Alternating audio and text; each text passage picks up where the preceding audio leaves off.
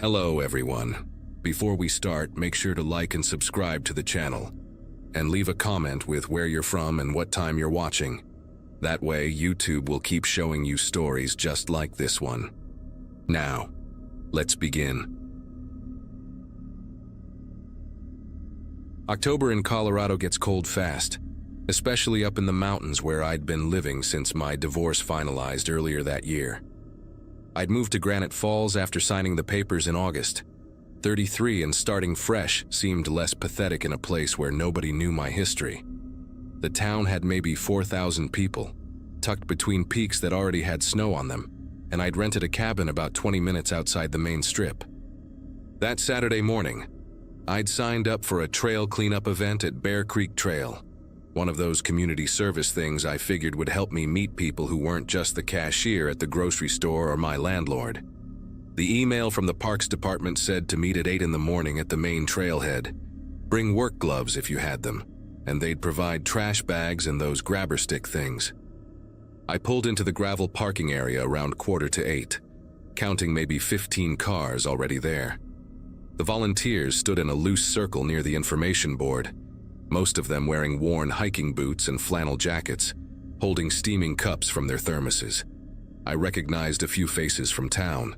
The woman who ran the bakery, a couple of guys I'd seen at the hardware store, an older man who walked his German Shepherd past my cabin sometimes. Everyone seemed to already know each other, laughing about something someone's kid had done at the school play, discussing whether we'd get early snow this year. I stood at the edge of the group, pulling my work gloves from my jacket pocket, trying to look busy while actually feeling completely out of place. That's when this guy approached me, probably mid-40s, wearing a bright orange vest like the ones road workers use, carrying a clipboard and giving me this huge, welcoming grin that made his whole face crinkle up. "First time volunteering with us?" he asked, and I nodded, grateful someone was actually talking to me. He introduced himself as Nathan, said he'd been organizing these cleanups for about 2 years, really passionate about keeping the trails beautiful for everyone. He had this way of talking where he'd lean in slightly, like whatever you were saying was the most interesting thing he'd heard all day, and he kept touching my elbow when he'd point out different trail sections on the map he pulled from his clipboard. Nathan explained we'd be split into groups of 4 or 5, each taking a different section of the trail system, and that he'd make sure to put me with some friendly folks since I was new. The weird thing was when the actual Parks Department coordinator showed up, a woman named Carol wearing an official uniform with the Colorado Parks logo, Nathan just kept standing there next to me, still holding his clipboard, still wearing that orange vest that I noticed didn't have any official logos or badges on it. Carol gathered everyone together and started explaining the day's plan, pretty much repeating everything Nathan had already told me, except she divided us into groups of 3, not 4 or 5. She assigned me to work with the bakery owner, Janet, and her husband, Tom, pointing out that we'd be taking the lower loop near the river. Nathan wasn't on her list at all, but he just nodded along like he knew exactly what was happening, then told Carol he'd float between groups to help where needed, and she seemed fine with that, though I caught her giving him this quick look I couldn't quite read. We grabbed our supplies, trash bags, those grabber things, a bucket for any broken glass, and headed out onto the trail, Janet chatting away about how they'd been doing these cleanups since they moved here in 2009, asking me about my cabin, whether I'd survived my first real mountain thunderstorm yet. All this normal, small-town, friendly stuff that was actually starting to make me feel welcome. About an hour into the cleanup, we'd filled 2 bags with the usual stuff. Energy bar wrappers, water bottles, cigarette butts, even a busted camping chair someone had just left behind. Tom was telling this story about finding a whole tent full of empty beer cans last year when Nathan appeared on the trail ahead of us, coming from the direction we were heading, rather than from behind where the other groups were working. He waved us over, said he'd spotted what looked like a major dump site just off the trail, maybe 50 feet through the trees. Too much for one person to handle alone. Janet immediately said we should get Carol, that dump sites sometimes had hazardous stuff, but Nathan insisted it was just regular trash, probably from some college kids having a party, nothing dangerous, and he'd already started bagging it up but needed extra hands. Tom checked his watch and mentioned we should probably take our break anyway. Carol had said to meet back at the parking area at 10:30 for water and snacks, and it was already past 10. Nathan jumped on that immediately, his whole face lighting up like Tom had just given him the best idea. "Hey, if you're heading back for break anyway, I can show you a shortcut," he said, looking directly at me even though he was supposedly talking to all three of us. "There's an old service road that cuts straight back to the parking lot. Saves you probably 15 minutes versus going back the way we came. I use it all the time when I'm out here doing my own cleanup work." Janet started to say something about sticking to the marked trails, but Nathan was already pointing through the trees to the left, explaining how the old road connected to the back end of the parking area, right where the portable toilets were set up, and we could grab our snacks and be back before anyone even noticed we'd taken a different route. The way he kept focusing on me while he talked, like Janet and Tom weren't even there, made my chest feel tight in this way I tried to ignore. Told myself I was just being paranoid because I'd been alone too much lately. Tom actually seemed interested in the shortcut, started asking Nathan about whether it was the same service road they'd used to bring in equipment when they rebuilt the footbridge last spring. But Janet grabbed her husband's arm, said something about her knee acting up and needing to take the easier path back, the one they knew. Nathan's expression flickered for just a second, this flash of irritation that made him look completely different from the friendly volunteer helper he'd been playing all morning, before the big smile came back. He turned to me then, completely turned his back on Janet and Tom, and asked if I wanted to see the shortcut anyway. Said he could show me real quick while they headed back the long way, and we'd probably still beat them to the parking area. "Always good to know multiple routes," he said, already taking a few steps toward the trees, especially for someone new to the area. "These trails can get confusing if you don't know all the little connections." I actually took a step toward him. Even now, writing this, I can't believe I actually took that step. Started to follow this stranger into the woods just because I didn't want to seem rude or unfriendly. But Janet spoke up, louder this time, almost sharp, saying, "She's with our group, Nathan. Carol assigned the groups for a reason." The way she said his name, with this edge to it, made me stop and really look at her face. Her expression was pleasant enough, still smiling, but her eyes were locked on Nathan with this intensity that made me suddenly very aware that we were pretty far from the parking area, pretty far from the other groups, and that nobody except Janet and Tom actually knew where I was right then. Nathan laughed, this easy, casual sound that didn't match the way his jaw had tensed up, and said sure, of course, he was just trying to be helpful, share some local knowledge with a newcomer. We started walking back the way we'd come, Janet keeping me between her and Tom, Nathan trailing behind us for a while before eventually disappearing off to the side, supposedly to check on another group. Janet kept up this steady stream of chatter about her bakery, asking if I'd tried her sourdough yet, telling me about the farmers market on Saturdays, normal stuff. But her hand stayed on my arm the whole walk back, gentle but firm, like she was making sure I stayed with them. When we got to the parking area, most of the other groups were already there, Carol passing out bottled water and granola bars from a cooler in her truck. I grabbed my water and walked over to thank Janet for showing me the ropes, and that's when she pulled me aside, glanced around to make sure nobody was close enough to hear, and asked me in this low, careful voice if Nathan had approached me before today, if I'd seen him around town, if he'd maybe been to my cabin. The question made my whole body go cold in this visceral way that finally broke through my polite social programming. I told her no, I'd never seen him before this morning, and asked what was going on, why she was asking. Janet exchanged this look with Tom, one of those married couple conversations that happens without words, before she told me that Nathan had been showing up to these cleanup events for about 6 months, always had some reason to be there but was never officially on the volunteer list.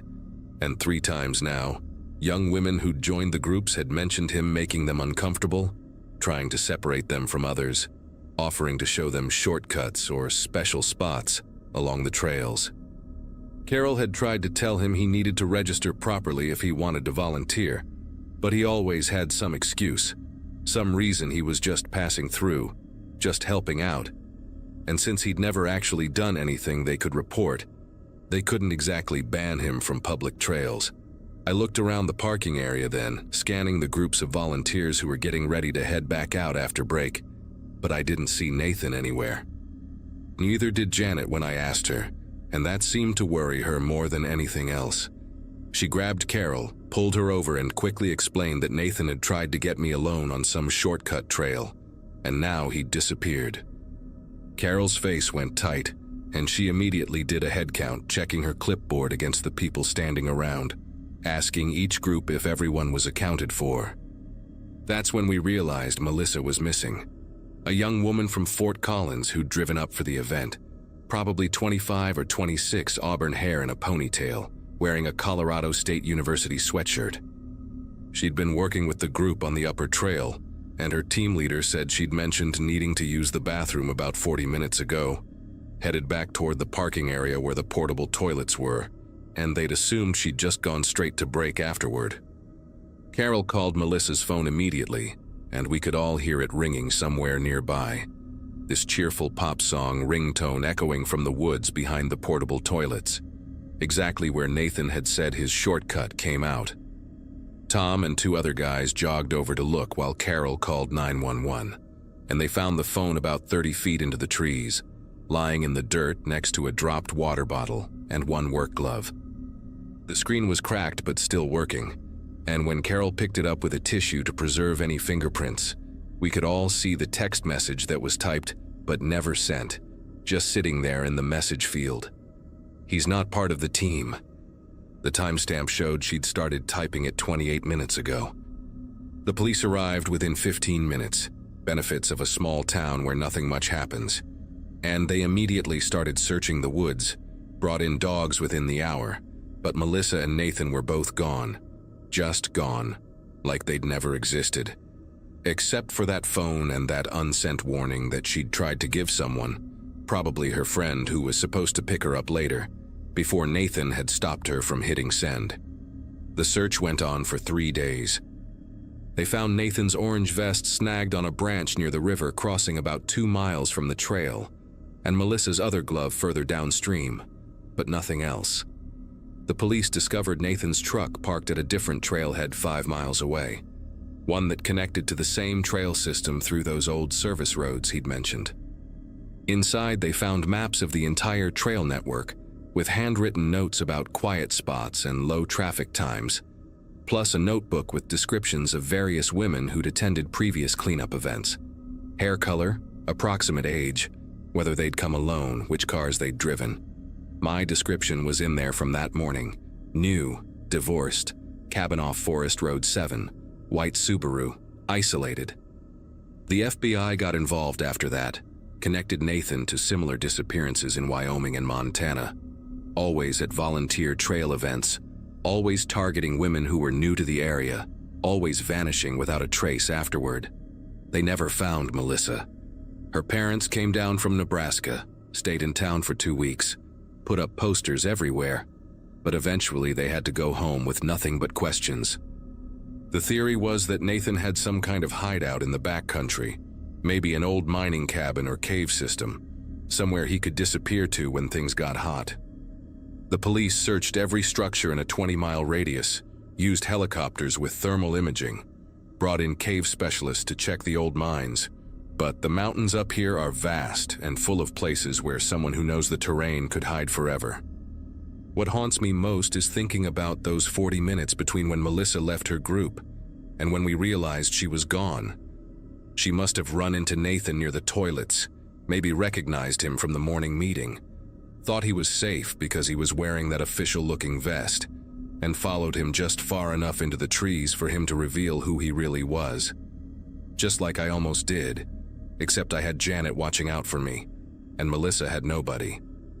I moved out of Granite Falls 2 months later, not because anyone blamed me or treated me differently, but because I couldn't drive past that trailhead without thinking about how close I'd come, couldn't see the mountains without wondering if Nathan was still up there somewhere, watching, waiting for things to calm down so he could come back with a different name, different vest, same friendly smile. Janet helped me pack, and on my last day she told me something that still gives me nightmares. About a month before the cleanup event, she'd seen Nathan at the grocery store, standing near the community bulletin board where I'd pinned a note about looking for hiking buddies since I was new to town. He'd been taking a photo of it with his phone. She hadn't thought anything of it at the time, just figured he was interested in hiking too. But now she wondered if that's how he'd known to target me, if he'd been planning it for weeks, researching where I lived, when I'd be alone, how isolated my cabin was. The FBI agent I spoke with before leaving said they'd linked Nathan to at least 7 disappearances across 3 states over 4 years. Always the same pattern, always women who were new to the area or visiting. Always at organized outdoor events where he could blend in as a helpful volunteer. They never caught him. Sometimes I check the news from Colorado, Wyoming, Montana, looking for reports of missing hikers, and every time I see one, I wonder if it's him with a new name, new vest, new hunting ground. But what really keeps me awake at night is knowing that I survived purely by chance, because Janet happened to be protective, because Tom happened to mention the break at the right moment, because something in Janet's voice made me stop walking toward those trees.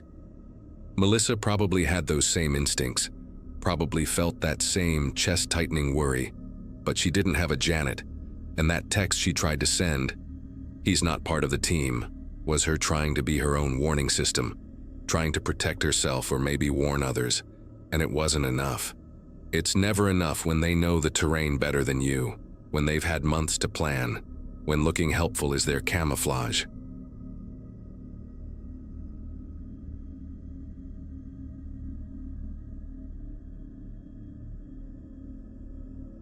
October in our town meant one thing, the annual fall fair that everyone pretended was better than it actually was. I'd been running the ring toss booth for my uncle since I turned 16, and now at 23, I knew every vendor, every security guard, and every inch of that muddy field we called a fairground.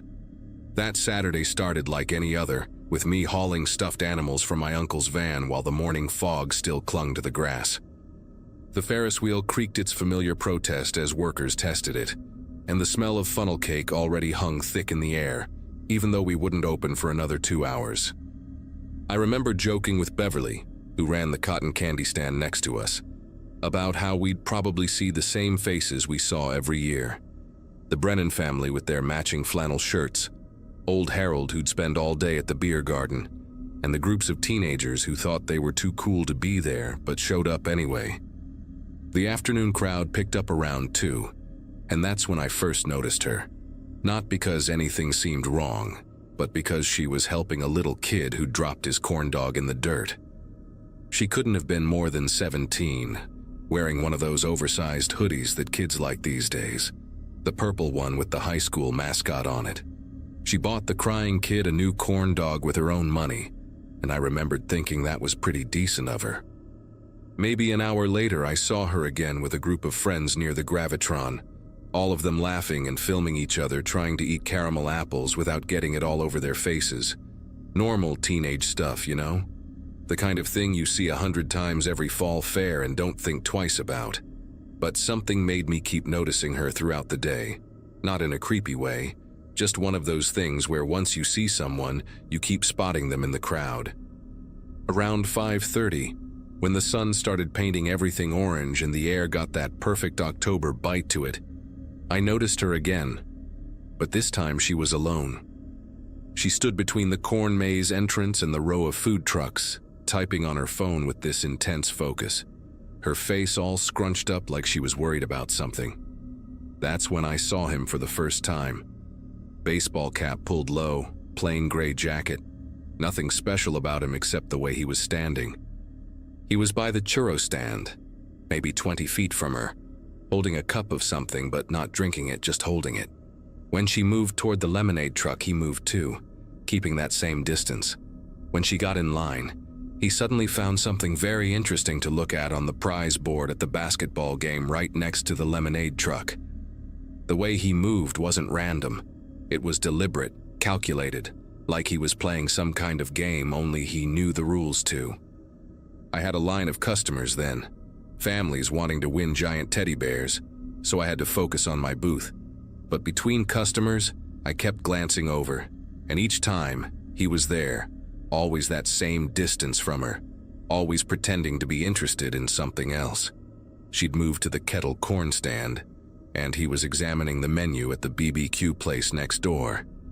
She walked toward the portable restrooms, and he suddenly needed to throw something in the trash can nearby. The girl kept checking her phone, typing fast, and at one point she looked around quickly, like she was trying to spot someone in the crowd. Her whole body language had changed, shoulders hunched, walking faster, not stopping to look at anything anymore. I wanted to say something, do something, but what? Walk up to her and say, "Hey, that guy might be following you." What if I was wrong? What if he was just some dad waiting for his kid or something? You always think you'll know exactly what to do in these situations until you're actually in one. Then she did something that made my chest tighten. She ducked behind the funnel cake truck and just stood there, pressed against the back of it, peering around the corner. The man in the baseball cap had stopped too, standing by the ring toss game across from my booth, still holding that same cup he'd been carrying for at least 20 minutes now. He was scanning the crowd, methodical, his head moving slowly from left to right. When he didn't see her, he actually walked the entire perimeter of the food truck area, passing right by where she was hiding. She waited until he was on the opposite side before she darted out, heading toward the edge of the fairgrounds where the exhibitor parking was. But here's what made everything worse. As soon as she moved, he turned around like he'd been expecting it, like he knew exactly what she'd do. He didn't run after her, didn't even walk fast. He just followed at that same steady pace, confident, like someone who knew exactly where this was heading. I finally couldn't stand it anymore and called out to Larry, our security guy who usually hung around the beer garden. Told him there was something weird going on with some guy following a teenage girl around. Larry, who was probably pushing 70 and moved about as fast as you'd expect, said he'd take a look but had to go break up some argument at the pig races first. By the time I looked back, the girl was already at the far end of the fairgrounds, near where the exhibitor trucks and employee vehicles were parked. The man had picked up his pace now, closing the distance between them. She was practically jogging, her purple hoodie making her easy to track even in the growing shadows between the vehicles. The last clear view I had was her weaving between two livestock trailers, and him following maybe 30 seconds behind.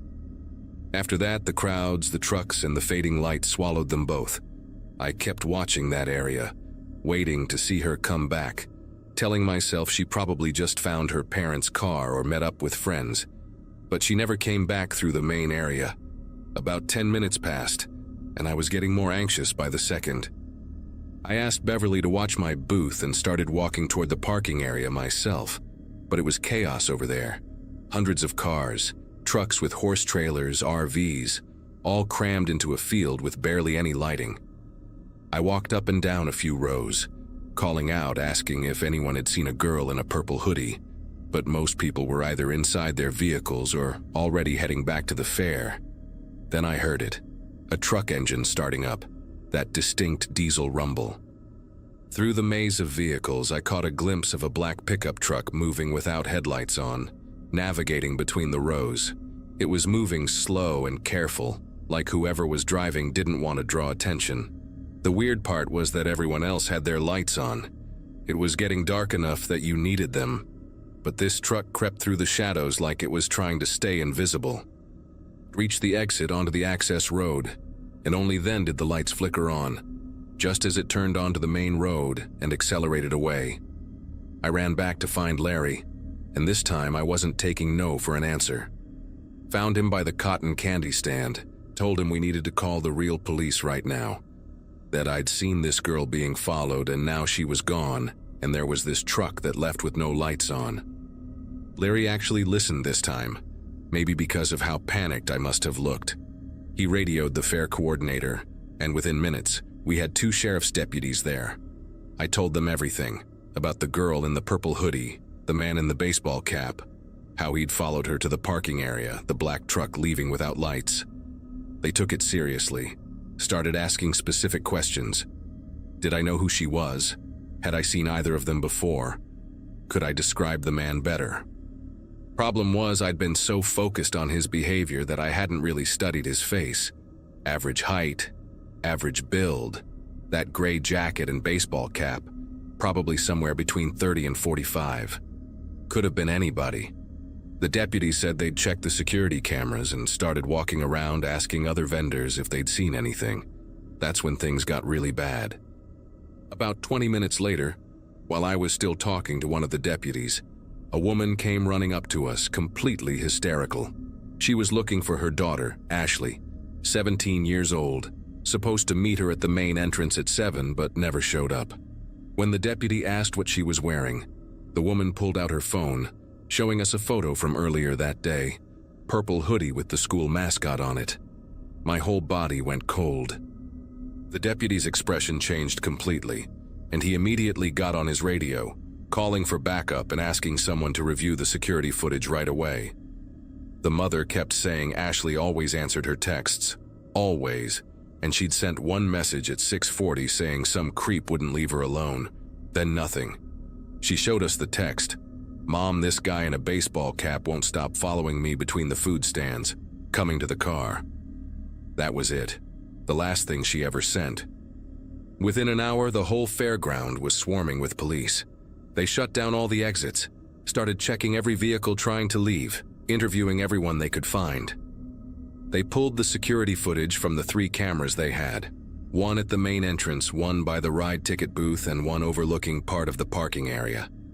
The footage was grainy and mostly useless, but that last camera caught something. At 6:52, you could see Ashley walking alone toward the back section of the parking area, moving fast. 6:53, a figure in what looked like a baseball cap following the same path. 6:54, nothing, just empty frame.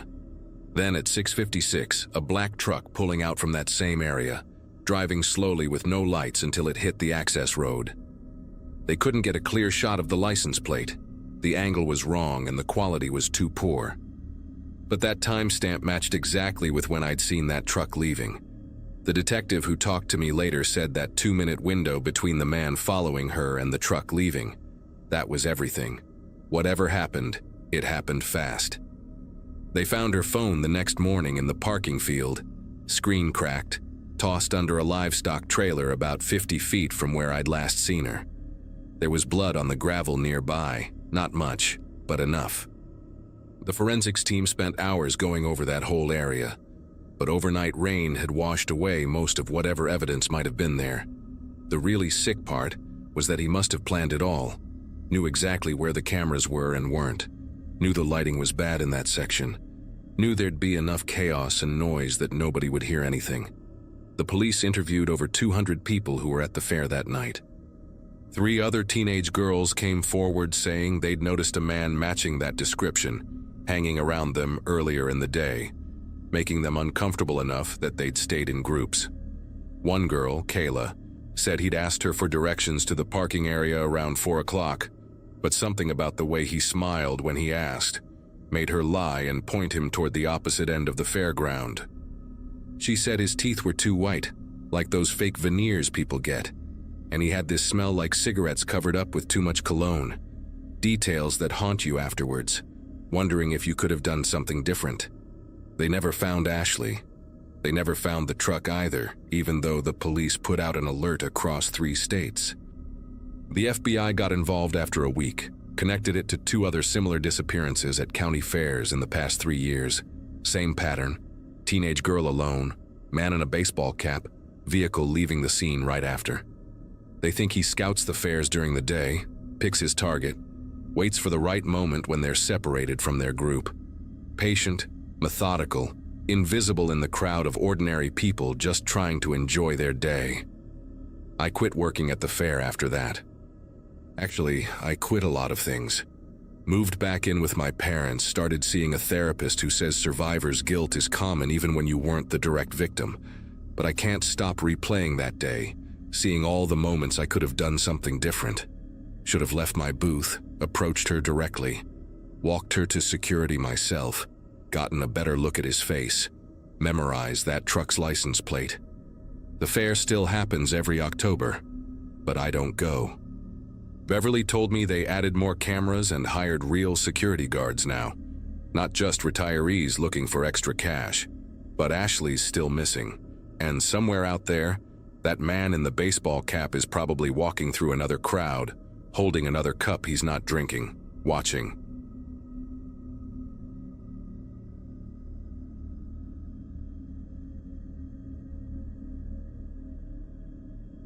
The fog had gotten so thick on Interstate 84 through Oregon that I couldn't see more than 20 feet ahead, and after 16 hours of hauling refrigerated goods, my eyes were playing tricks on me.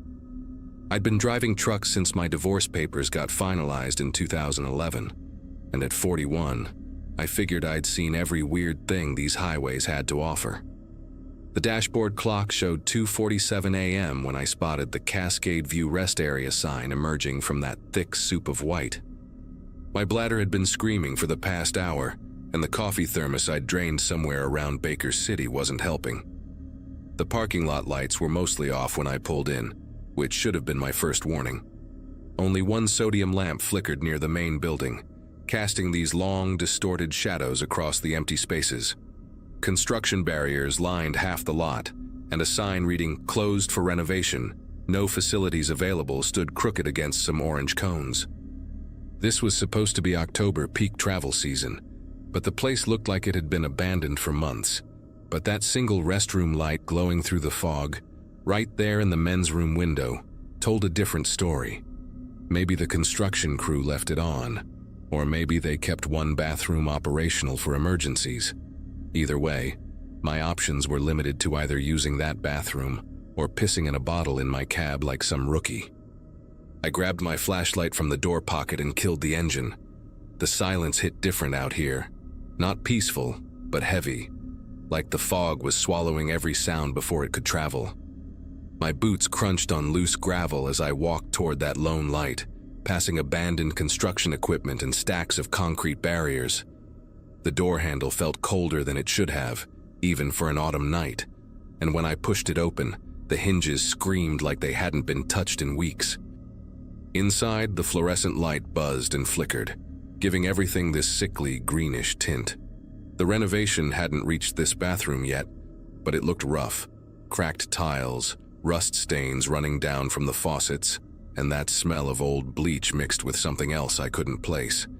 3 stalls lined the left wall, all with their doors hanging slightly open except the middle one, which was shut tight. A backpack sat on the floor next to the sinks, one of those expensive hiking types with all the straps and clips. Strange thing to leave behind, I thought, walking closer to check it out. The main compartment hung open, and right there on top of some crumpled clothes sat an iPhone, propped up against the fabric. The screen was still on, still recording video, the red recording button blinking at the top. My first instinct was to call out, ask if anyone was there, but something about the setup made me pause. The phone's battery showed 12%, and the recording timer read 3:47:23. Almost 4 hours of continuous recording. Who leaves their phone recording for 4 hours in an abandoned rest stop bathroom? I picked it up carefully, trying not to smudge any fingerprints in case this was some kind of crime scene. The video showed mostly darkness with occasional glimpses of the bathroom ceiling when someone must have adjusted the phone's position. I started scrubbing backward through the footage, watching shadows move in reverse, until I hit something that made me stop breathing. There was a person in frame, someone wearing a baseball cap pulled low, standing in front of that closed middle stall.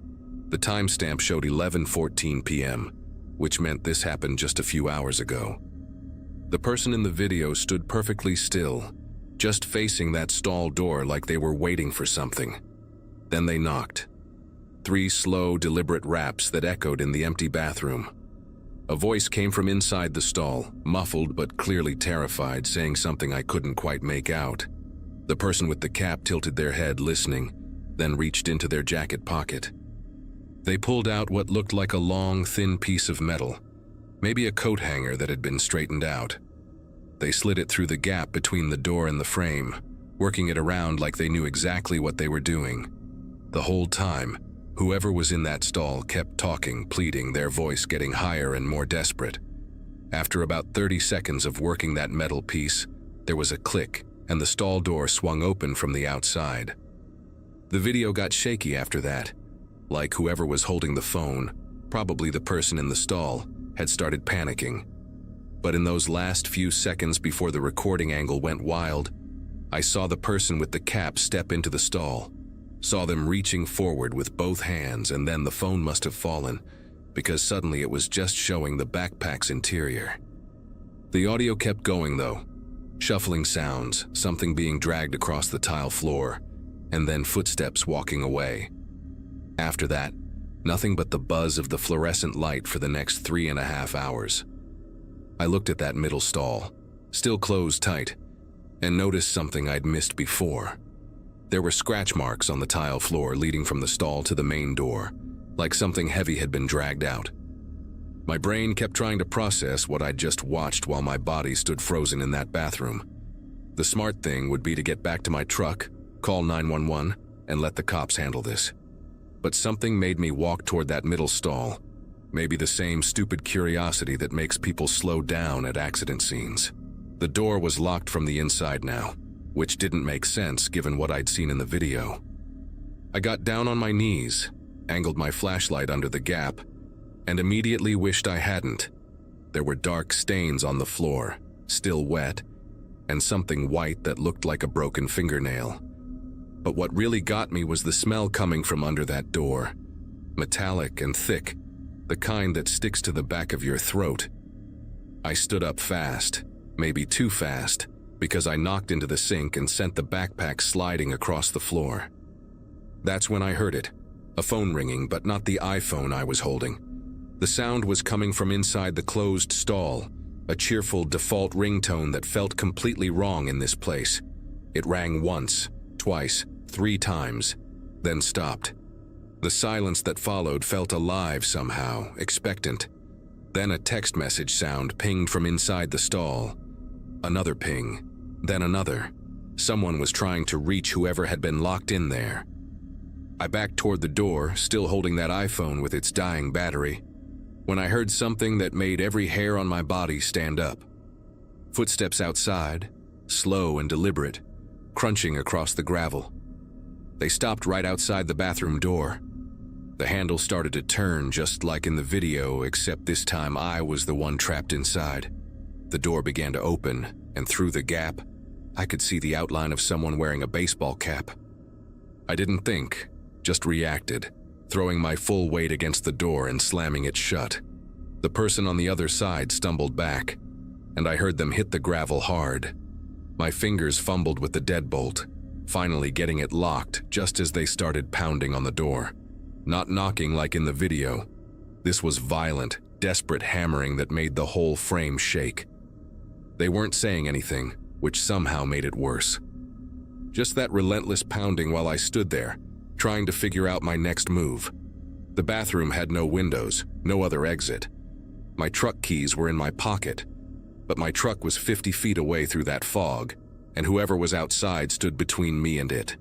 The pounding stopped suddenly, and I heard footsteps moving away, circling around the building. They were looking for another way in. I grabbed the backpack, shoved the iPhone inside, and tried to think. The person knew this place, knew about the renovation, probably knew every possible entrance. Then I remembered the construction equipment outside. There had to be tools, maybe something I could use to defend myself. The footsteps had moved to the back of the building now, and I could hear metal scraping against metal. They were trying to pry open a service door or ventilation grate. I turned off my flashlight and stood in the flickering green light, listening to them work. That's when the lights cut out completely. The electrical box, I realized. They'd killed the power. In the absolute darkness, I heard that service door finally give way with a shriek of bent metal. They were inside the building now, somewhere in the walls or ceiling, moving through the renovation areas. I could hear them crawling through the space above, tiles shifting and creaking under their weight. I knew I had maybe 30 seconds before they found a way to drop down into the bathroom. In the pitch black, I felt my way along the wall to the door, unlocked it as quietly as I could, and slipped outside. The fog hit me like a physical thing, so thick I could barely see my own feet. But I knew my truck was straight ahead, maybe 50 feet through the construction zone. I started moving, trying to remember where the barriers were, where the equipment sat. Behind me, I heard a ceiling tile crash down inside the bathroom, followed by the thud of someone dropping to the floor. They'd realize I was gone in seconds. I picked up my pace, stumbling over something metal that clanged loud enough to wake the dead. Sure enough, the bathroom door burst open behind me, and I heard those footsteps again, faster now, coming straight for me. My hand finally found the cold metal of my truck's door handle, and I yanked it open, practically falling inside. The engine roared to life, headlights cutting through the fog to reveal a figure standing just 10 feet away. Not running anymore, just standing there in that baseball cap, head tilted like they were studying me. I threw the truck in reverse, tires spinning on the loose gravel, and got the hell out of there. As I pulled onto the highway, I grabbed my CB radio with shaking fingers and called in an emergency to any trucker or cop who might be listening. 20 minutes later, I met 2 state troopers at a gas station and led them back to the rest stop. We found the bathroom exactly as I'd left it. The backpack, the phone still recording though, now dead. The scratch marks, the blood. But when they finally got that middle stall open with bolt cutters, it was empty except for more blood and a wallet belonging to someone named Brandon Hewitt. The cops took everything as evidence, launched a whole investigation. They found Brandon's car abandoned 5 miles up a service road, but never found Brandon himself or whoever took him. The detective assigned to the case called me a few weeks later, with an update that made my skin crawl all over again. They'd recovered the full video from the iPhone, including deleted segments from earlier in the evening. Brandon had been documenting his solo hiking trip, talking to the camera about the trails he'd explored that day. In one clip from around 9 p.m., he mentioned stopping at the rest area despite the construction signs because he desperately needed a bathroom. But here's what really got me. In the background of that video, barely visible in the corner, there was someone already there, sitting in a van in the far corner of the parking lot. Just sitting there in the dark, waiting. The police enhanced the image and found something else. Construction equipment in the van's back window that matched tools stolen from a worksite 40 miles away. Whoever this person was, they'd been using closed rest stops as hunting grounds, knowing travelers would still stop despite the warnings, knowing they'd be isolated and vulnerable. I don't drive that route anymore. Switched to a completely different corridor, even though it adds 3 hours to my deliveries. The cops never found the person in the baseball cap, never found Brandon, never even identified who was driving that van. They put out warnings, increased patrols at rest stops, but nothing ever came of it. Sometimes I wonder if that person is still out there, maybe at a different rest stop, maybe with a different method, just waiting in the dark for someone desperate enough to ignore a closed sign. I kept a copy of one frame from that video, the one where you can just barely make out the figure standing by my truck as I drove away. Something about their posture, the way they just stood there watching me leave. It wasn't disappointment or anger. It was patience. Like they knew there would be others, knew there always would be. And the worst part? They were probably right. Every night, someone somewhere pulls into an empty rest stop, sees that one light still on, and decides to risk it.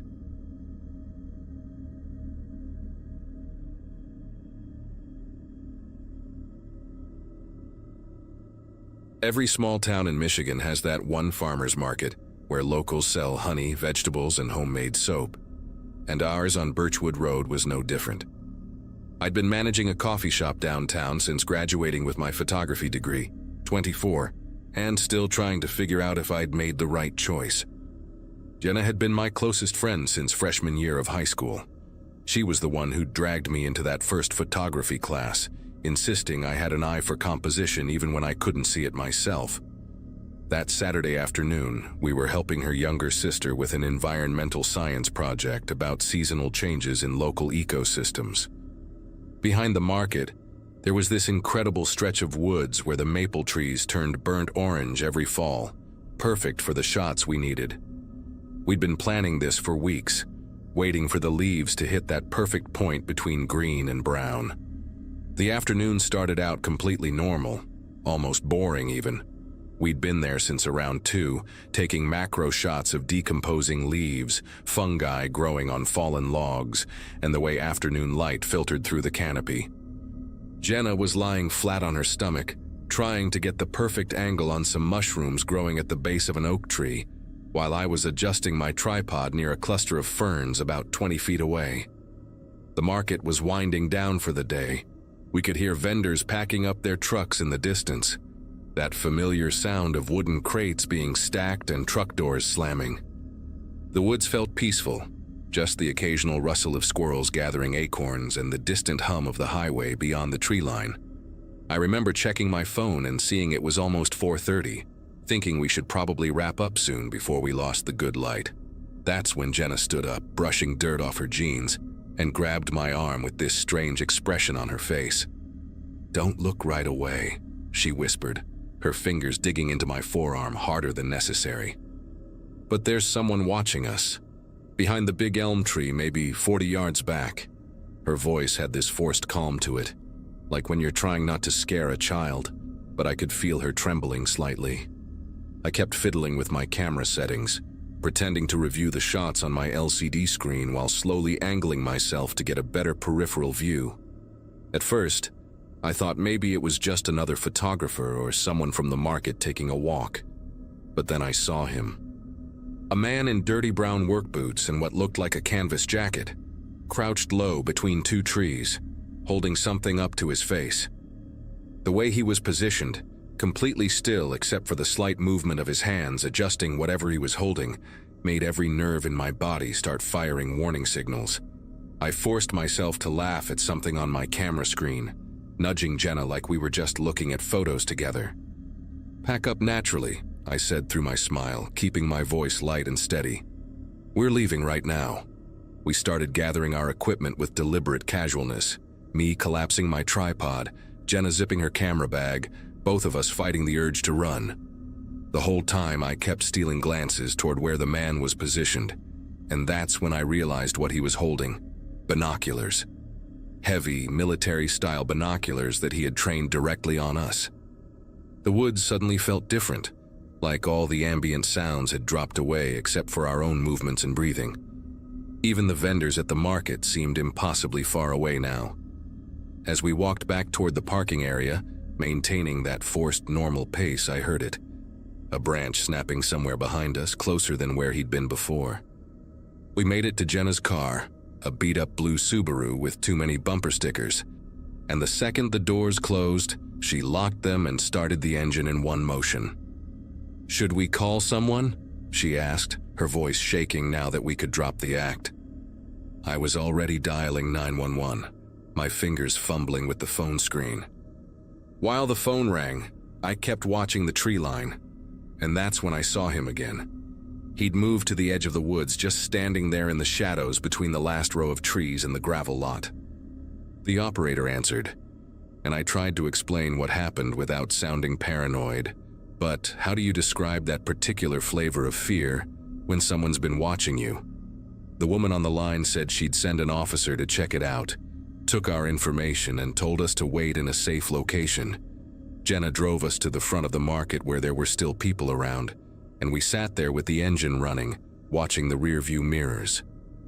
Officer Daniels showed up about 15 minutes later, a younger guy who looked like he'd rather be anywhere else on a Saturday evening. We walked him back to where we'd been shooting, Jenna and I staying close together while pointing out the exact spots. I expected him to brush us off, maybe suggest it was just a bird watcher or someone hiking, but his demeanor changed when he saw the disturbed undergrowth where the man had been crouching. There were clear boot prints in the soft earth, and a worn path that led deeper into the woods, like someone had been going back and forth regularly. Officer Daniels radioed for backup, telling us to stay by his patrol car. Within 20 minutes, there were 3 more officers and a detective named Reeves, a woman with sharp eyes who asked us to describe every detail we could remember. They formed a line and started moving through the woods systematically, their flashlights cutting through the growing dusk.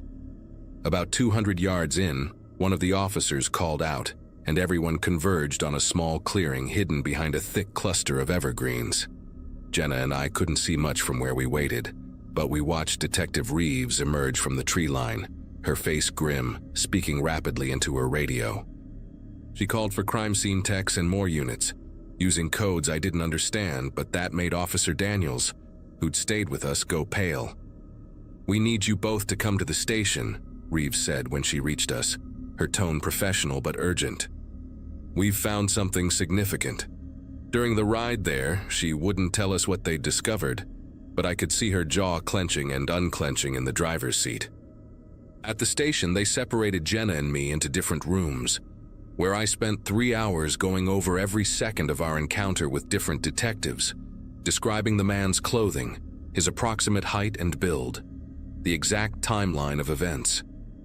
It wasn't until Detective Reeves came back around 9 that night that I learned what they'd found. She sat across from me with a folder of photographs, her expression careful and controlled. "We discovered a campsite," she said, spreading out pictures of a small tent covered with camouflage netting, nearly invisible unless you knew where to look, along with several cell phones, wallets, and driver's licenses. She showed me photocopies of the IDs, 3 women and 1 man, all between 20 and 35, all from towns within a 50-mile radius. I recognized one of the names, Claire Hoffman, from news reports about a missing hiker from the previous month.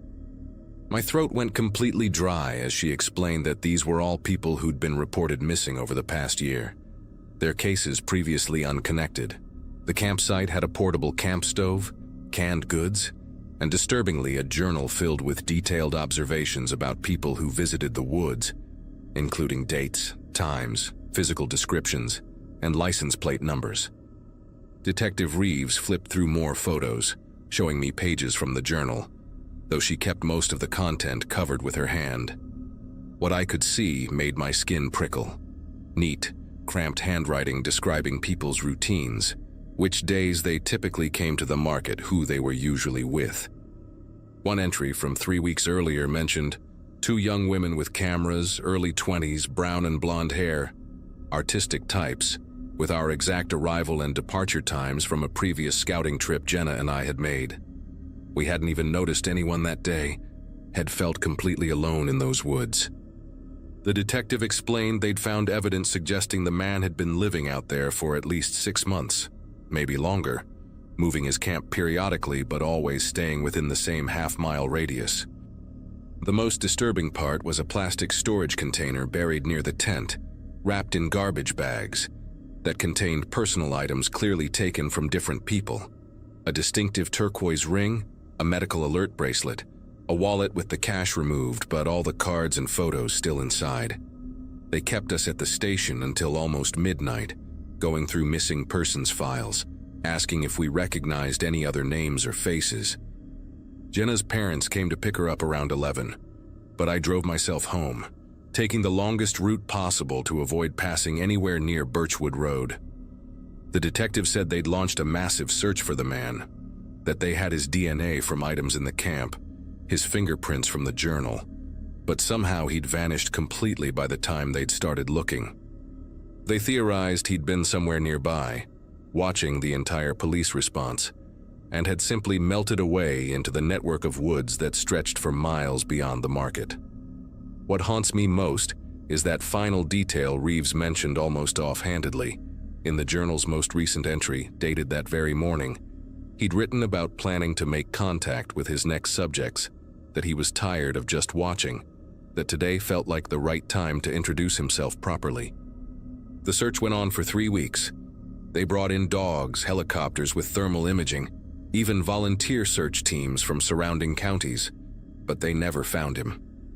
The farmers' market shut down temporarily while they combed every inch of those woods, and when it reopened a month later, they'd cleared a 100-foot buffer between the market and the tree line, installed motion sensor lights, security cameras, the works. Detective Reeves called me about 2 months after everything happened to tell me they'd connected the items in the tent to 4 missing persons cases, but they still had no idea who the man was, no matches in any database, no missing person report that fit his description. The truly unsettling part was that when they analyzed the journal more thoroughly, they found he'd been documenting visitors to those woods for at least 2 years. Hundreds of entries about different people, their habits, their vulnerabilities, notes about who came alone, who seemed distracted, who would be easy to approach. They arrested someone about 8 months later, a drifter they picked up 3 states over who matched our description. But it wasn't him. Jenna was so sure at first, but when we went to identify him through the one-way glass, we both knew immediately it was wrong. The eyes were different, the way he held himself, everything.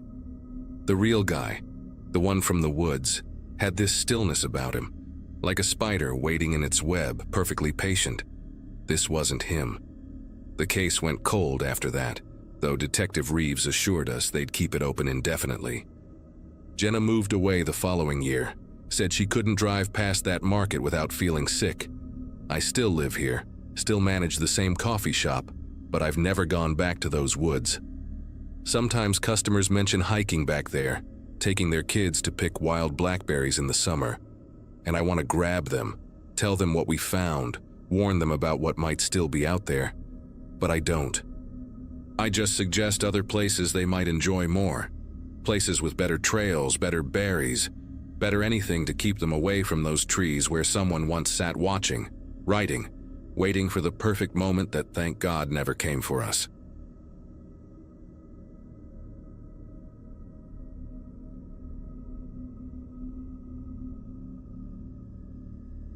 The morning air had that November bite that makes you pull your jacket tighter, and I remember checking my watch, 5:45, as Duke pulled me toward the park entrance. I'd been walking that same route through Riverside Park for maybe 6 years, ever since my divorce papers got finalized and I moved into the townhouse on Walnut Drive. Duke, my golden retriever, knew every tree, every bench, every spot where the squirrels like to hide. That particular morning started like any other, except for the car parked by the eastern tree line with its engine running and headlights cutting through the pre-dawn darkness. A silver sedan, one of those generic 4 doors you see everywhere, positioned oddly between 2 oak trees where there wasn't really a proper parking spot. The exhaust fumes drifted white in the cold air, and I could hear the low rumble of the engine from 50 feet away. Duke wanted to investigate naturally, but I kept him on the path because whoever was in that car probably wanted privacy. Maybe someone having a rough night, or catching a few minutes of sleep before work. The windows were fogged up from the inside, and I couldn't make out anyone through the condensation, though the driver's seat looked occupied from the angle I had. I finished our usual loop, about 40 minutes total, and noticed the car hadn't moved an inch. Still running, still glowing in the darkness. By the time Duke and I headed home, the sky was starting to lighten to that pale gray that comes before sunrise, and I figured whoever it was would be heading out soon. I made breakfast, showered, had my usual 2 cups of black coffee while reading the news on my tablet, and completely forgot about the car until I had to run to the hardware store around 10 that morning. The quickest route to Hanson's Hardware cuts right through the park, so I decided to walk instead of drive, maybe grab a coffee at the place on 3rd Street afterward. The silver sedan was still there. Same exact spot, same position between those 2 oaks, but now the engine was off and the headlights were dead. The driver's door hung wide open, swaying slightly in the breeze. From where I stood on the path, I could hear something playing from inside. That harsh, crackling sound of radio static turned up too loud. The windows had cleared of condensation, and I could see straight through to the passenger side. Empty. The driver's seat was pushed back all the way, like someone really tall had been sitting there, and there was a coffee cup in the center console, steam still rising faintly from it in the cold air. I stood there for maybe 30 seconds trying to process what I was seeing, because none of it made sense. People don't just abandon their cars with the door open and the radio blasting static. I walked closer, slowly, calling out a "hello?" That came out quieter than I intended. No response. The static kept crackling, oscillating between frequencies like someone had been scanning through stations and just left it between channels. Could see a wallet on the dashboard, brown leather, thick with cards, and a phone face down on the passenger seat. A jacket was draped over the back of the driver's seat, one of those expensive wool coats you see downtown professionals wearing. The coffee cup was still half full, and when I got close enough, I could see the liquid was barely lukewarm, maybe an hour or two old at most. There were no signs of struggle, no blood, nothing broken. Just an abandoned car with all the owner's belongings still inside, like they had simply vanished mid-sip. I pulled out my phone and called 911, explaining the situation to the dispatcher, who seemed more concerned when I mentioned the personal items left behind. 2 patrol cars showed up within 15 minutes, and I watched from a nearby bench as the officers examined the scene. They ran the plates, tried the phone, it was locked, and carefully bagged the wallet. One officer, a younger guy with a notebook out, came over to ask me questions. When exactly had I first seen the car? Was anyone else around? Did I touch anything? I told him everything about my morning walk, how the car had been running for hours with someone possibly inside, and how I'd found it like this on my way to the hardware store. He wrote it all down, occasionally glancing back at his partner who was on the radio, probably running the owner's information from the registration. The officer's partner, an older woman with sergeant stripes, walked over with a concerned expression that made my chest tighten. She asked me to describe again exactly what I'd seen that morning, specifically about whether I was certain someone had been in the driver's seat. I explained about the fogged windows, the angle of my view, how I couldn't be completely sure, but it looked occupied. She nodded slowly, then told me the car belonged to a Jason Whitmore, age 41, an insurance adjuster from Fairview Heights about 20 minutes away. His wife had called him in missing when he didn't come home from what was supposed to be a quick evening drive to clear his head. That was yesterday evening, which meant the car had been running in that spot for over 12 hours, maybe more, before I first saw it. The timeline made even less sense now. Why would someone sit in an idling car all night, then disappear right when the park started getting foot traffic? They brought in a K9 unit around noon, a German Shepherd named Rex, who immediately picked up a scent from the driver's seat.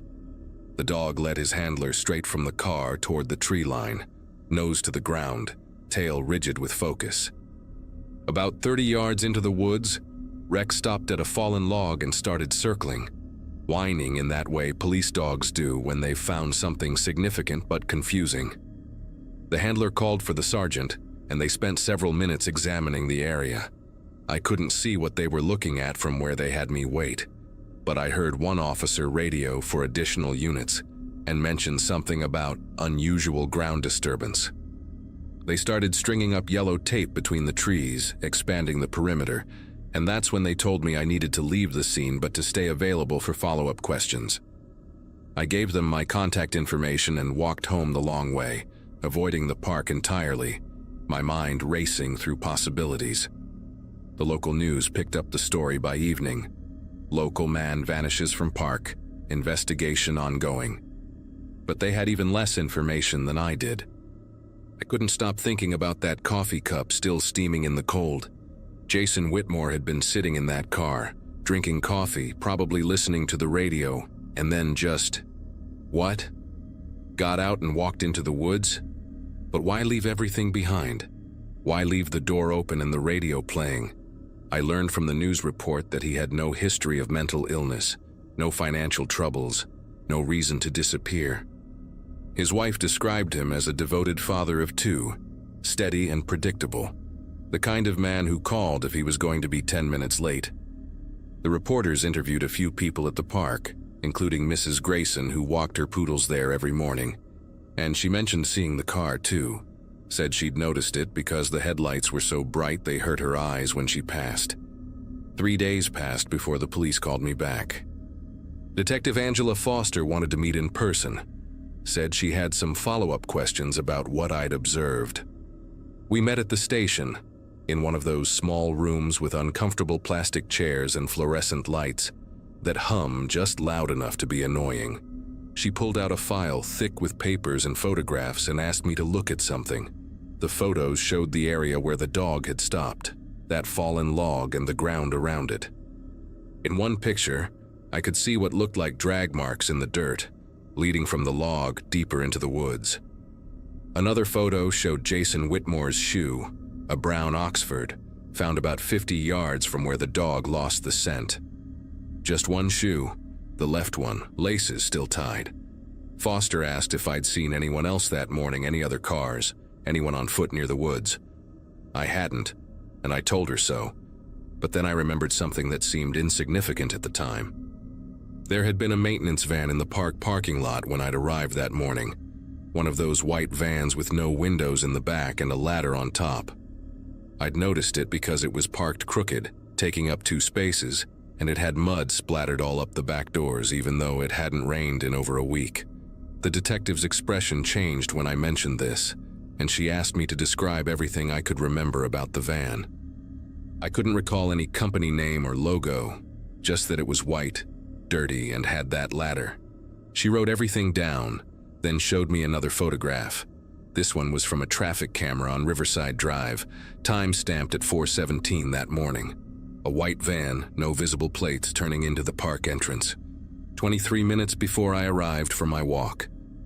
Foster explained they'd found similar tire tracks near where Jason's shoe was discovered, and they were trying to trace all white vans registered in the county, but without plates or distinguishing marks, it was slow going. Detective Foster then told me something that made my whole body go cold. They'd found evidence of at least 3 other similar incidents in parks across the state over the past 8 months. Same pattern every time. A car found running or recently abandoned. Personal items left behind.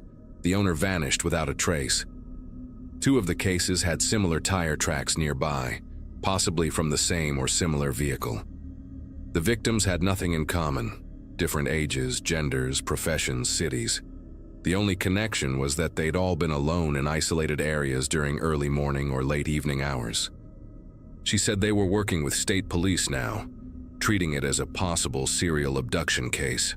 They'd analyzed Jason's coffee cup and found traces of something unusual. Not a drug exactly, but a compound that could cause disorientation and muscle weakness if inhaled in concentrated amounts. The theory was that someone had been watching these people, waiting for them to be alone and vulnerable, then somehow introducing this substance into their vehicles, maybe through the ventilation system, while they sat there unaware. The investigation went on for weeks, but they never found Jason Whitmore or the white van. His family held a memorial service after 3 months with no leads, no body, no answers. I stopped walking in the park after that, started driving to a gym across town instead. Every time I see a white van now, especially those without windows, my heart races, and I find myself checking the plates, looking for mud on the doors, watching to see where it goes. Detective Foster called me one last time about 6 months after Jason disappeared to tell me they'd connected 2 more cases to the pattern, but still had no solid leads. She thanked me for my help and said they'd be in touch if anything developed. That was 2 years ago now, and I still think about that morning sometimes, about the coffee steam rising in the cold air, about how Jason Whitmore was just trying to clear his head with a drive and ended up becoming another unsolved case. The park reopened after a few months, and people walked their dogs there like nothing happened, but I know some of them remember, especially the early morning regulars who now walk in groups, never alone, always watching the tree line and checking the parking lot for white vans that don't belong.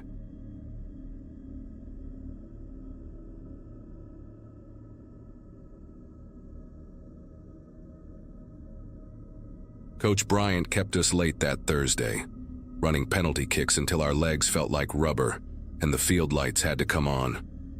I remember jogging down Sycamore Avenue afterward with my cleats bouncing against my backpack, thinking about the geometry test I hadn't studied for yet, and whether Mom had made her famous Thursday night lasagna. The neighborhood was settling into that quiet hour when everyone's inside starting dinner, and I could smell wood smoke from someone's fireplace mixing with the wet leaves that covered most of the sidewalks. My 13th birthday was coming up the next month, and I was already planning my argument for why I deserved a new phone, practicing the speech in my head as I walked the familiar 20-minute route home from school. Every house along Sycamore looked warm and lived in. porch lights beginning to glow, except for the Brenner place. 3 stories of rotting wood and broken dreams that had been sitting empty since before we'd moved here 5 years ago. The realtor sign had fallen over so many times they'd finally just removed it, and now the house just sat there, making everyone walk a little faster when they passed by. That evening changed everything though, because as I was doing my usual quick walk past the property, trying not to look at the overgrown hedge that had swallowed half the front gate, I caught movement in the second-floor window facing the street. A person was standing there, about 3 feet back from the glass, completely motionless like they were watching something specific down below. The failing light made it hard to see details, but I could make out a tall frame wearing what appeared to be a long, dark coat, maybe navy or black, with their arms hanging straight down at their sides in this weirdly formal way. My first thought was that someone had finally bought the place and was probably measuring for curtains or checking out the view, so I did what any polite kid from the suburbs would do. I raised my hand in a friendly wave. The figure didn't acknowledge me at all, didn't even shift their weight or turn their head slightly, just continued that perfect stillness that made my neck prickle for reasons I couldn't explain. Friday's practice ended at the same time, and I found myself oddly anxious as I approached the Brenner house on my walk home. Part of me expected to see a moving truck or some sign of life, maybe contractors' vehicles or a dumpster for renovation debris, anything that would explain yesterday's visitor. But the place looked exactly the same. Dead grass, paint curling off the siding like old scabs, and that rusty mailbox with its door hanging open at a broken angle. I slowed down as I got closer, pretending to adjust my backpack straps while really scanning the windows for any sign of movement. The late afternoon sun hit the glass at a different angle than the day before, and I could see straight through most of the first floor. Nothing but empty rooms and what looked like water stains spreading across the ceiling. Then my eyes traveled up to that second-floor window, and there they were again. Same exact spot, same dark coat, same unnaturally rigid posture. This time I stopped completely, standing right there on the sidewalk to get a better look, and I noticed something that made my throat go dry. The person's hands were perfectly aligned with the seams of their coat, fingers pointing straight down like a soldier at attention, but their head was tilted at this subtle angle that suggested they were looking directly at me. I stood there for maybe 10 seconds that felt like 10 minutes, having this bizarre staring contest with someone whose face I couldn't quite make out, before my courage cracked and I practically jogged the rest of the way home. The logical part of my brain kept trying to rationalize it. Maybe it was a security guard checking on the property, or someone from the bank that probably owned it doing inspections. But security guards move around. They check different rooms. They don't stand in the exact same position in the exact same window at the exact same time 2 days in a row. That night at dinner, I pushed my food around my plate while Mom talked about her day at the dental office where she worked, and Dad scrolled through his phone reading news articles out loud, and I kept almost saying something about the Brenner house but couldn't figure out how to explain it without sounding like a paranoid kid. Finally, when Mom asked why I wasn't eating much, I just said practice had been really tough and excused myself to do homework, even though I spent most of the time looking up the Brenner house online, finding nothing except a few old real estate listings from 2012 with photos that showed empty rooms and descriptions about great potential and perfect for renovation. The weekend gave me a break from walking past the house, but I couldn't stop thinking about that figure in the window. Saturday morning, while Mom drove me to my friend Kevin's house, I made her take Sycamore Avenue instead of our usual route, claiming there was construction on Oakwood Drive. As we passed the Brenner place, I pressed my face against the car window trying to see up to the second floor, but the angle was wrong, and the sun's glare made it impossible to tell if anyone was there. Mom didn't even glance at the house, just kept talking about how she'd run into Kevin's mother at the grocery store, and how they were thinking of putting in a pool next summer. I wanted to ask her if she knew anything about the Brenner house, who owned it, why it had been empty so long, but something held me back. Maybe because I knew she'd want to know why I was asking.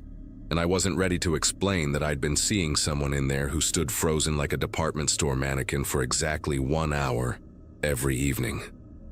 Monday came too fast, and as I sat through practice, I kept checking the sky, watching the sun sink lower, calculating whether I could convince someone's parent to give me a ride home instead of walking. But when Coach Bryant finally blew his whistle and everyone started packing up, I knew I had to see if the pattern continued. My teammate Oliver lived roughly in my direction, and I walked with him for the first 10 minutes, talking about the upcoming game against Riverside Middle. But when we reached the corner where he turned off toward his street, I was alone again. The Brenner house loomed ahead, and this time I noticed something new before I even got close. The porch light was on. Not the weak, flickering kind of light you'd expect from an old bulb that someone forgot about, but a strong, steady glow that made the peeling paint and broken railing look even worse by comparison. I slowed my pace, counting my steps, trying to delay the moment when I'd have to look up at that window. And when I finally did, my whole body went cold despite the sweat from practice still drying on my skin. The figure was there, but this time they weren't alone. There was another person standing in the window directly beside them, wearing an identical dark coat, maintaining that same perfect stillness with their arms pressed against their sides. Two of them now, both facing the street, both positioned exactly 3 feet from the glass, their heads tilted at precisely the same angle like they'd been arranged by someone obsessive about symmetry. The new person was shorter, maybe 5'8" compared to the original 6 feet, but everything else about their posture and positioning was disturbingly identical. I actually took a step backward into the street, nearly getting clipped by a passing minivan whose driver honked and yelled something I didn't process, because I couldn't look away from those windows. The worst part was that even with the porch light illuminating more of the house's facade, I still couldn't make out their faces, just dark shapes where features should be, like someone had taken an eraser to their heads and left only shadows. My brain scrambled for explanations, mannequins, cardboard cutouts, some kind of weird art installation. But deep down I knew these were real people because I could see the subtle rise and fall of their chests, barely perceptible, but definitely there, proving they were breathing, alive, waiting. I ran the rest of the way home, my backpack slamming against my spine with each stride, and burst through our front door so hard that Mom dropped her coffee mug in the kitchen. She rushed over asking what was wrong, if someone had chased me, if I was hurt, and I just stood there panting, trying to figure out how to explain what I'd seen without sounding completely insane. Finally, I told her everything. The figure in the window, how they appeared every day at the same time, and now there were 2 of them, just standing there watching the street. Mom's face went through several expressions, from concern to confusion, to something that looked almost like recognition, and she made me sit down at the kitchen table while she called Dad to come home from his office early. While we waited, she kept asking me specific questions. Was I sure they were real people? Had they ever tried to communicate with me? Had I seen them anywhere else? And her voice had this careful quality, like she was trying not to scare me more than I already was. Dad arrived within 20 minutes, still wearing his work clothes but with worry lines creasing his forehead. And Mom repeated everything I'd told her while I sat there nodding and adding details when she missed something. They exchanged these meaningful looks that parents do when they think kids aren't paying attention. And then Dad said we were all going to take a drive to the Brenner house right now, together, to see what was going on. The sun had already set by then, and as we pulled up to the curb across from the house, the porch light was still glowing strong, casting weird shadows through the overgrown bushes. Dad told us to stay in the car while he walked up to the front door, and I watched him climb those creaky steps, his silhouette brave against that harsh light, before he knocked 3 times on the door that I was certain nobody would answer. He waited maybe 30 seconds, knocked again louder, then walked around the side of the house with his phone flashlight on, disappearing from view while Mom reached back to squeeze my shoulder. When he came back 5 minutes later, his face was pale and he was already dialing someone on his phone, speaking in a low, urgent voice to whoever answered about needing a patrol car at the Brenner house immediately. While we waited for the police, Dad got back in the car and locked all the doors. which he never did in our neighborhood, and told us that the back door had been forced open recently. The wood splintered around the lock. He'd looked through the windows with his flashlight and seen sleeping bags, food wrappers, and bottles scattered across the floor of what used to be the living room, clear signs that people had been staying there. The police arrived in 2 squad cars, and we watched from our car as 4 officers entered the house with their flashlights sweeping through the darkness, their radios crackling with static and coded messages I couldn't understand.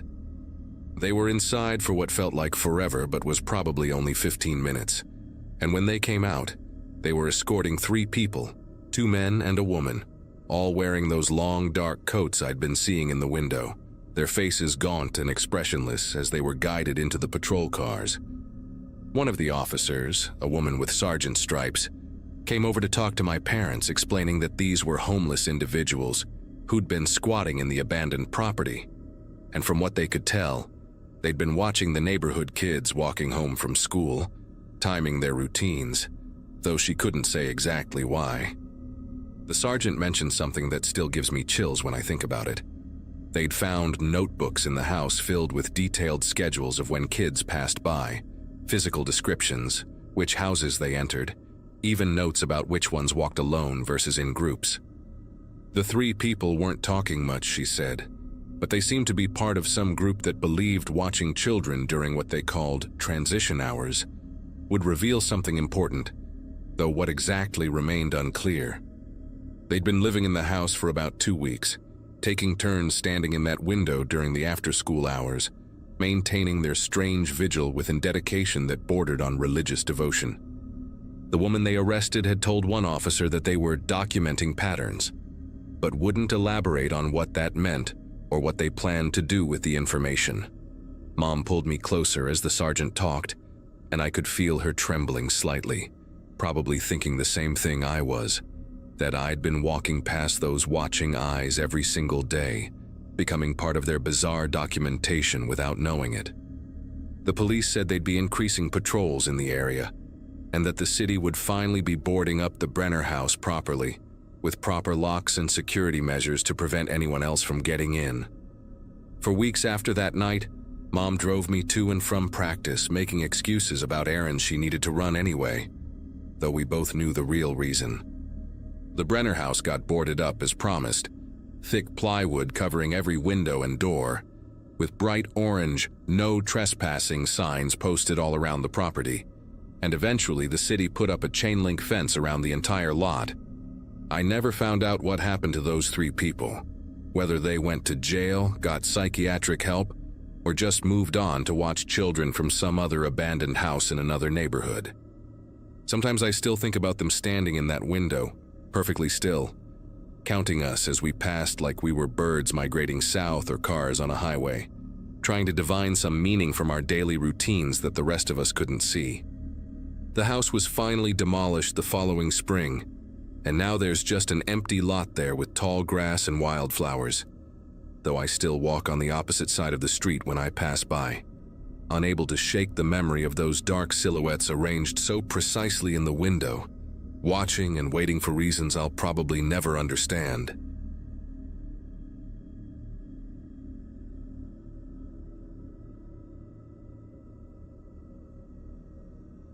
Teaching English in a small Polish village wasn't exactly what I'd pictured doing after finishing my master's degree, but here I was, 6 months into a language exchange program about an hour outside Krakow. The village had maybe 2,000 people, most of them elderly farmers or young families who commuted to the city for work. That Monday evening in November started like every other weekday, conjugating verbs with bored teenagers, stopping at the only restaurant that served food past 7 for some potato and cheese pierogi, then heading to my landlady's house to pick up Buddy. Pani Nowak had broken her hip 2 weeks earlier, and since her daughter lived 3 hours away in Warsaw, I'd volunteered to walk her golden retriever twice a day. Buddy was this gorgeous, calm dog who never pulled on the leash and always waited patiently while I fumbled with my keys in the dark. The arrangement gave me something to do besides scroll through social media in my tiny apartment, and honestly, having a dog around again made the whole foreign experience less lonely. My usual route with Buddy took us through the newer part of the village, past identical brick houses built in the 80s. But that night he had other plans. The moment we stepped outside, he started pulling toward the old cemetery road, this narrow path that ran between the church and the eastern cemetery wall. The main road through our village connected everything important: the school where I taught, the church with its oxidized copper spire, the small market that closed at 6, and behind the church, the cemetery that seemed to go on forever. I tried steering Buddy toward our regular direction, but he planted his paws and whined, something he never did. The street lamps from the main road threw just enough light onto the cemetery path that I could make out where we'd be walking. Since it was only about 8:30 and other dog walkers were probably still out, I let Buddy lead the way. The second we turned onto that narrow road, everything felt colder, quieter, like the sounds from the main street couldn't quite reach us anymore. The path itself was maybe 4 feet wide, pressed between the church's old stone wall on one side and the cemetery's iron fence on the other. Through the fence bars, I could see rows of headstones, some dating back to the 1800s according to what locals had told me, their surfaces covered in moss and lichen that looked black in the darkness. The smell changed immediately once we entered. Wet leaves mixed with something sharper, almost metallic, that made me wrinkle my nose. Buddy had stopped whining completely now, moving forward with this intense focus I'd never seen from him before. His ears were perked up, his whole body rigid with attention as he led me deeper down the path. The cemetery gate was about 60 meters ahead, and even from a distance, I could tell someone was standing there. At first, I thought maybe it was the groundskeeper or Father Wojciech checking on something. But as we got closer, I realized this person was too tall, too still, wearing clothes that didn't match anyone I knew from the village. The man stood perfectly motionless beside the cemetery gate, dressed in a long gray coat that nearly touched the ground. His posture was strange, completely rigid, arms at his sides facing the gate but not trying to open it, just standing there like he was waiting for something or someone. In the weak light that filtered through from a distant street lamp, I could see he had thin dark hair that hung past his collar, and his face was turned slightly away from us. What really made me want to turn around immediately was how Buddy reacted. The dog went completely stiff, planted his feet, and let out this low, continuous growl that vibrated through the leash into my hand.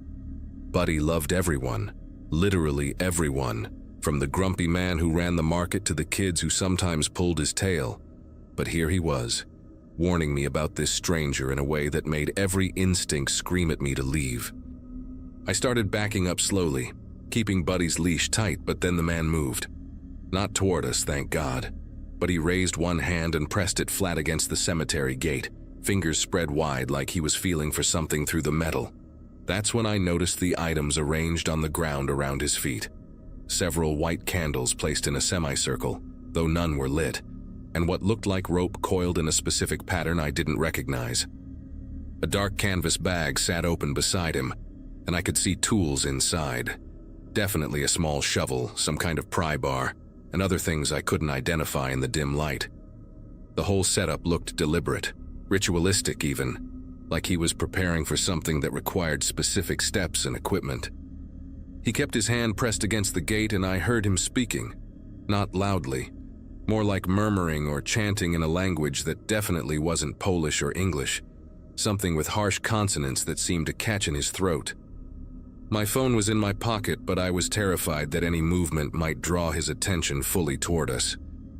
Buddy's growling had gotten louder, more aggressive, and he was pulling backward now, trying to get us away from the man, which was all the encouragement I needed. We backed up faster, my eyes still locked on the stranger, watching as he moved his hand across the gate in slow, deliberate motions, almost like he was drawing invisible symbols on the metal. Then he reached down into his bag and pulled out what looked like a glass jar, filled with something dark, liquid or powder, I couldn't tell, and began pouring it along the base of the gate. The smell that reached us was awful, like rotten eggs mixed with something chemical that burned the inside of my nose. That's when I finally turned and ran, Buddy racing beside me, both of us sprinting back toward the main road like our lives depended on it. Behind us, I could hear the man's voice getting louder, the foreign words echoing off the church wall, but I didn't look back until we reached the pool of light from the street lamps. Once we hit the main road, I didn't stop running until we reached Pani Nowak's house, my lungs burning and legs shaking from the sprint. I fumbled with the gate latch, practically threw Buddy into the yard, and locked it behind us before collapsing on the front steps. Part of me wanted to call the police right then, but what would I even say? That I saw a creepy guy standing by the cemetery with some candles and rope. They'd probably think I was just another paranoid foreigner who'd watched too many horror movies. Plus, my Polish wasn't great when I was calm, and right now I could barely form coherent thoughts in English. I decided to wait until morning, maybe talk to Father Wojciech first since it was his church's cemetery. I brought Buddy inside, gave him extra treats for being such a good guard dog, and tried to convince myself that what I'd seen was just some local tradition I didn't understand, maybe someone visiting a grave in their own peculiar way. I barely slept that night, jumping at every creak of my old apartment building, checking the locks on my door 3 times before finally crawling into bed around 2 in the morning. Every time I closed my eyes, I saw that man's pale hand pressed against the gate, remembered that terrible smell, heard those guttural words that sounded more like cursing than praying. When my alarm went off at 6:30, I actually felt relieved that the night was over. I got ready for work mechanically, trying to push the whole incident out of my mind, telling myself it would seem less frightening in daylight. But when I walked to school that morning, taking the long way to avoid the cemetery road completely, I saw 2 police cars parked outside the church and yellow tape blocking off the entrance to that narrow path. My heart started racing again as I watched officers walking in and out, their faces serious, some of them taking photos of something I couldn't see from where I stood. I stood there frozen for probably 5 minutes watching the police activity before Marta, one of the other teachers at school, came up beside me and grabbed my arm. She looked pale, almost sick, and immediately started talking in rapid Polish before remembering to switch to English for my benefit. Someone had tried to dig up one of the old graves during the night, she said. The grave of some wealthy merchant from the 19th century who'd been buried with his jewelry, according to local legend. The groundskeeper had found the scene early this morning when he came to unlock the cemetery for elderly parishioners who liked to visit graves before morning mass. But it wasn't just the attempted robbery that had everyone shaken. It was how the person had tried to do it. The police had found exactly what I'd seen the night before. Melted candles arranged in a perfect semicircle, rope tied in intricate knots around the iron fence posts, and strange symbols drawn on the gate with what turned out to be a mixture of sulfur and coal dust. The worst part, Marta whispered while glancing around nervously, was what they found inside the partially dug grave. The coffin had been pried open just enough to reach inside, but whoever did it hadn't taken anything. Instead, they'd left something behind.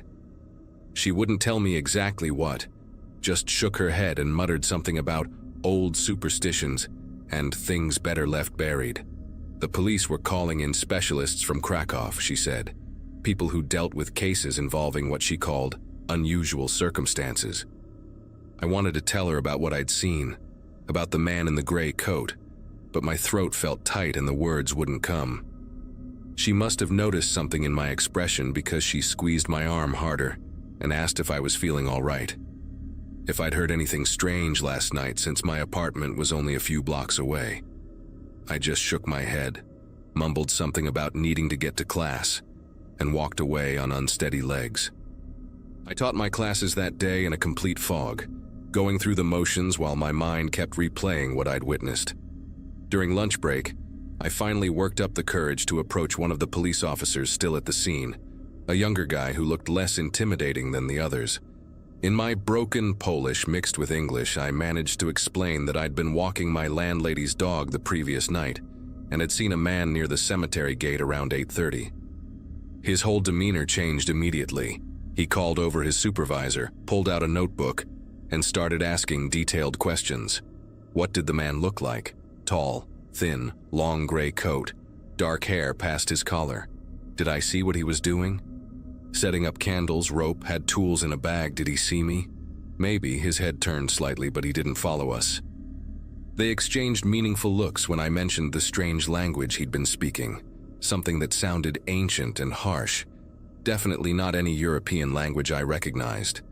They caught him 3 days later, trying to break into another cemetery 2 villages over, using the exact same method: the candles, the rope patterns, the sulfur mixture on the gates.